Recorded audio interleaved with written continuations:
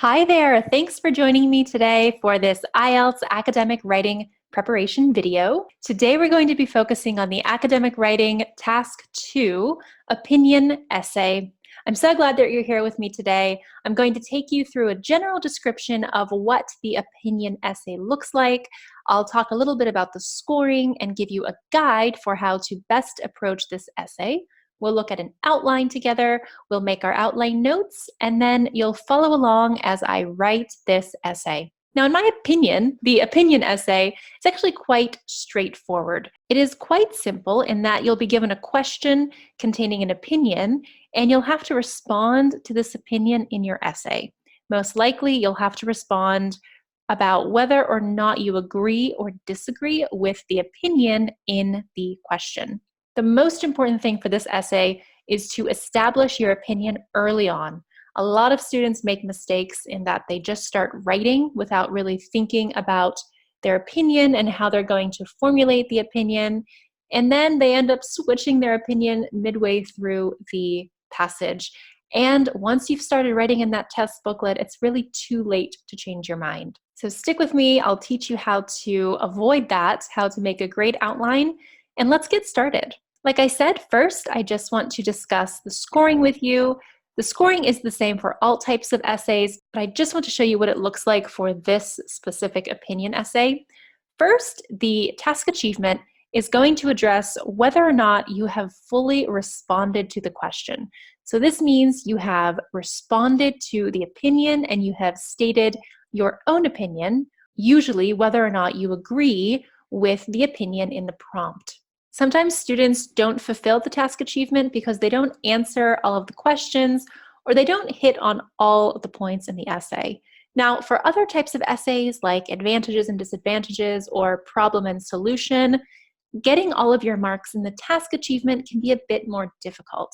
In your opinion essay, usually as long as you state your opinion and you state whether or not you agree or disagree with the question, you're on the right track. Secondly, you want to make sure that your essay is coherent, that it makes sense, and that it's logical. Basically, just ask yourself this question: does this argument make sense? Is it well thought out and presented in a complete way? This is what the examiners will be looking for when they look at your essay. So for example, if you state a certain opinion in the beginning of your essay, and then write a couple of statements that contradict that opinion, you're probably not going to get a good score for the coherence and cohesion. And lastly, we have our lexical resource and grammatical range and accuracy. Basically, make sure your essay is virtually error-free. And it sounds like a lot to do, but the more you practice and the more you are comfortable using different types of language, you should be getting great marks in these areas. Also, make sure that the grammar you're using is accurate and is relevant. So for example, if you're talking about suggestions, you might want to use modal verbs, and so on and so forth. Now, this guide that I have for you today is how we're going to approach the question and our outline. So above all, the first thing we're going to do is read and understand the question. Now, today it's very obvious that we're looking at an opinion essay, but when you are at the exam, sitting in your seat, you are going to read the prompt and you're going to have 6 possibilities. So it's very important to underline your keywords, read the directions, and really understand what the test is asking you to do. You wouldn't want to write an advantages and disadvantages essay when you really should be writing an opinion essay, so I'll teach you some tricks and tips for this. Secondly, you're going to plan your outline. And we're lucky in that the opinion essay has one foolproof outline that you can use no matter what type of opinion essay you are presented with. So I'll show you that outline right after we look at our question. After we look at that outline, we're going to make outline notes. And you can do this step together. So 2 and 3 can be done together. As you make your outline, you can make notes as well. And in fact, these 3 steps with practice and diligent timing should take no more than 5 minutes maximum. Okay, let's go on to our question. I'm going to first read the question for clarity, And then the second time, I'll read it and highlight my key words. Of course, you can combine these two steps so you can read and underline at the same time. All right, so some people argue that capital punishment is good for a country. To what extent do you agree or disagree? Okay, so this is a classic question for the opinion essay. It's quite an intense topic, so don't be surprised to see similar topics on the exam. Let's go ahead and read this again, and I will highlight the keywords. Some people argue that capital punishment is good for a country.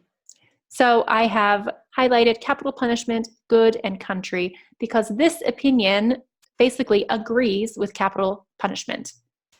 To what extent do you agree or disagree? And the fact that I see agree or disagree here is an excellent clue that this is an opinion essay, as I've already written. Now, on test day, you're going to read this and you're not going to know which type of essay it is right away because it could be one of 6 potential types of essays. So it's always good to practice this step just to see if you can decipher the wording and understand which essay is best. So obviously today is going to be an opinion essay, so we've done that. The second question you'll want to ask yourself is, how familiar am I with this topic? This is really important because if you are not familiar whatsoever with capital punishment, you're going to have a difficult time writing this essay. And that's why it's so important to expose yourself to different types of material and reading before you get to the test so that you have a better chance of understanding and also having ideas to write for the exam. I'll give you a little clue though. If you're not very familiar with the topic, you should probably choose to agree with the topic just because it's easier to agree with something rather than thinking up contradictory information to disagree with it. And so that's why C, which side will I agree with, is included as a question here. Notice that it doesn't say which side do I agree with, because even if you do agree with something, it might not always be the easiest to write about. So for example, if you don't agree with capital punishment, but you find that it's difficult to explain why, you might want to try agreeing with capital punishment, agreeing with this opinion just for this essay, so it'll cut back on time and you can write more efficiently. So that's what I'm going to do today. I'm going to default and agree with the statement just so that it's a bit easier for me and I can show you different ways to do that. So these 3 questions are what you'll want to ask yourself for an opinion essay. And now that we've done this, our first step is finished. Now you can generally do this in about 1 minute during the test. You can read and underline at the same time, and you can think about these 2 questions here. Okay, now let's go ahead and look at the basic overview of an outline for this essay. Now we're going to expand on this outline in just a minute, but first I want to show you the basic 4-paragraph structure for the opinion essay. It's actually one of the most basic structures, but it is foolproof and it will definitely steer you in the right direction and get you points in your task achievement and coherence and cohesion. Look, everything is very organized. You've got your arguments and an introduction and conclusion. You're going to start with the introduction as you would in most essays, and then you're going to establish your first supporting argument. Now, this is why you need to establish your opinion early on so that in your outline you can understand how to support that opinion. So we're going to discuss the first supporting argument with a few details and examples. We'll do the same thing for the second supporting argument, and then we will close with a conclusion. And just this 4-paragraph outline will get you on the right track, and I'll show you exactly what to include in our outline notes in the next step. And so this is the outline with my points and my sentences laid out. Now, it doesn't look that much different, honestly, from the outline that we just looked at. In fact, this is quite basic, but it definitely fulfills the requirements. And sometimes Basic is better. So we have our introduction, and we're going to first start off with a rewritten question. And in this case, we're just going to rewrite what we see here in our writing prompt. This is because we want to open our essay strong with information that we already have. In fact, this will save on time, so you don't really have to think of a captivating and emotional and extravagant introduction. It's best to stick with the basics, as the examiners will be looking for this. And remember, this writing is formal in nature, so you don't want to go overboard with creative style. Then, perhaps the most important thing is your thesis statement. And this is basically your stance. I have here opinion, because this is the first time that your opinion is going to be made known to the examiner. Our second paragraph will have our first supporting argument. I have blocked off around 4 to 5 sentences for this. It really depends. This is just a guide, but it's going to include a topic sentence and an explanation or a detail of your first supporting argument, and then an example to support that argument. And you're going to do the same thing also for the second supporting argument. So you see how it's a very fluid and organized method for including all of your information and fulfilling the task requirement. And then, of course, our conclusion will just summarize the main points, and then you can reiterate your opinion so that it is clear and you're closing in a strong way. Now, when you write your outline, you don't necessarily have to write explanation and detail of first supporting argument like I have. You can write your own notes, and that's what I'm going to do now. So I'm going to write over this area, and I'm just going to call upon my outside knowledge, my opinion that I'm going to agree with here, and these keywords to guide me in the right direction. So I'm just going to go ahead and rewrite this first sentence, and I'm just going to make some notes because I'm not really concerned with perfect grammar or vocabulary in this outline. And I'm going to say, some people believe capital punishment good. All right, I don't need to waste my time writing the verb to be, so this is fine. Now for my thesis statement and my opinion, I'm basically going to say that I agree because it is effective, and I'm also going to think of financial burden, so I'm going to talk about taxes. And these are going to be a general subject matter for my arguments. So I'm going to talk about how it's effective in terms of crime, and I'm going to talk about how it's better for taxes in my second argument. The fact that I've already thought about this will save me on time later. Okay, now I'm going to have my topic sentence, which I don't really need to write about in the outline because it's a general opener. For my explanation and detail, I'm going to think about this first supporting argument and that it's effective. I'm going to say that capital punishment is an effective deterrent, so people will not commit crimes because there is this huge consequence. And as an example, I'm going to say that people won't reoffend.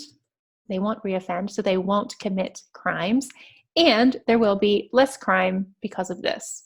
Very basic, this is just my idea, and I'll elaborate in the passage itself. The second supporting argument, like we said, is going to talk about taxes. So for my explanation and detail, I'm going to say fewer taxes.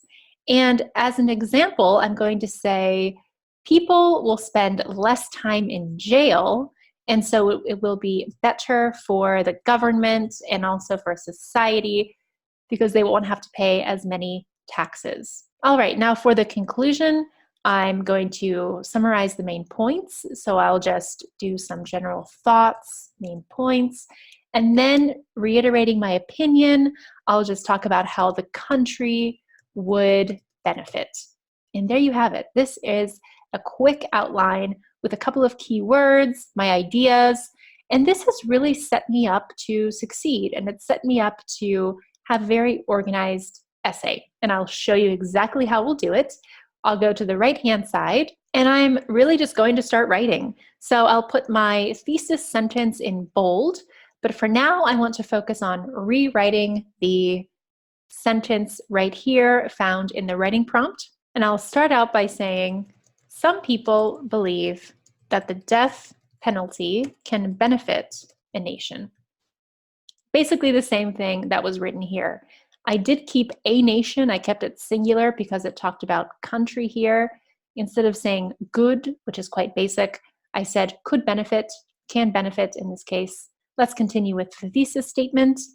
I completely agree with this opinion, as the death penalty can positively impact a country through lowering both crime and tax rates.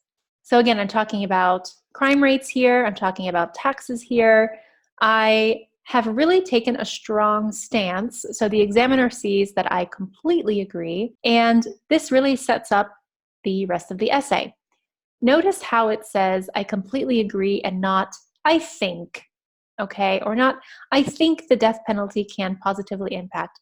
It's not as strong. If I were to say, I think, it's really quite general, and it doesn't necessarily go along with this question. To what extent do you agree or disagree?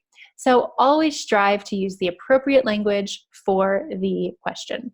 Okay, let's go to the first supporting argument. My topic sentence, I'll leave it in bold, and I'm going to just say, establishing the death penalty could effectively decrease crime rates in society.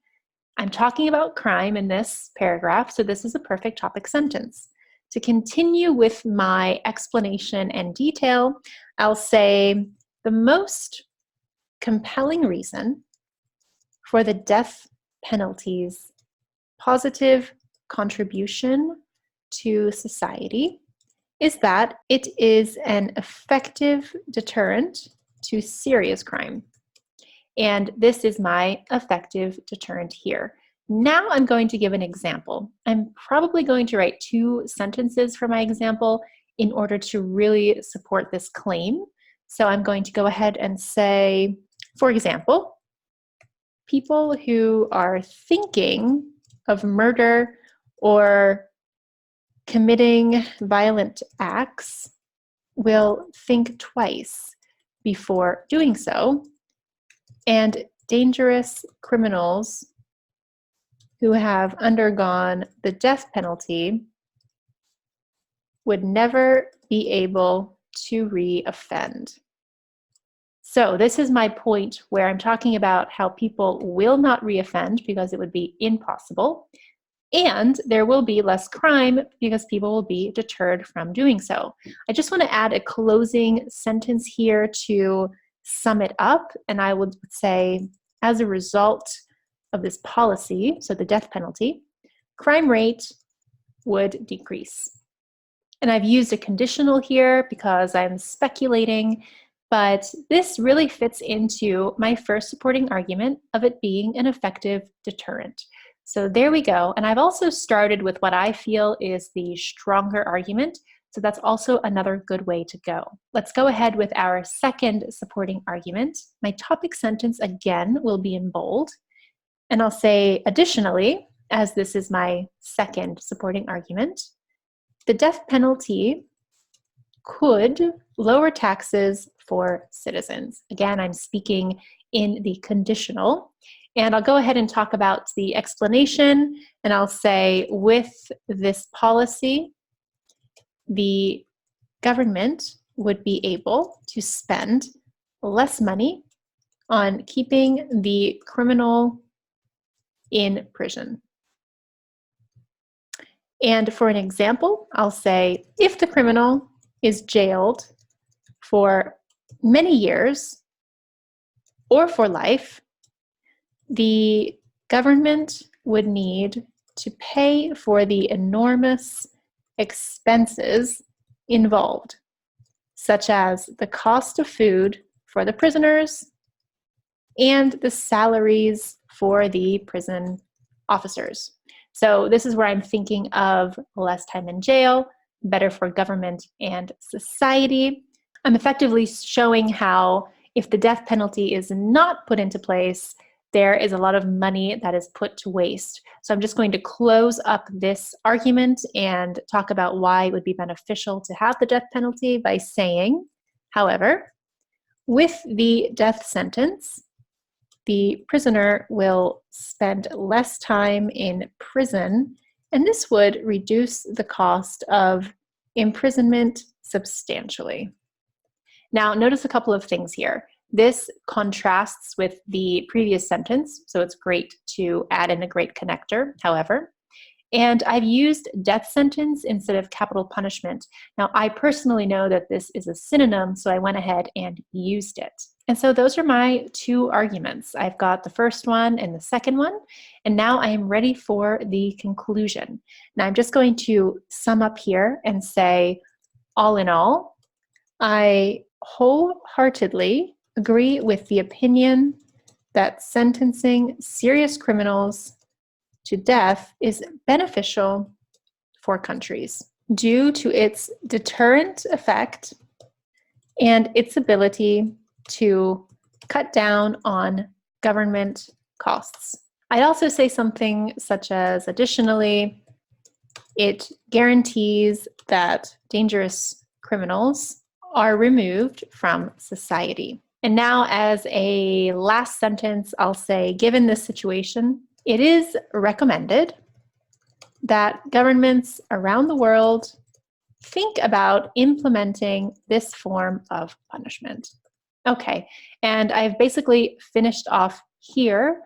I did kind of elaborate on my conclusion just because I thought it worked well with the passage. And all in all is a great way to sum up your article. Wholeheartedly agree is an excellent way to avoid saying I think, or I believe over and over again. Again, it shows the examiner your stance and that you have a very strong argument.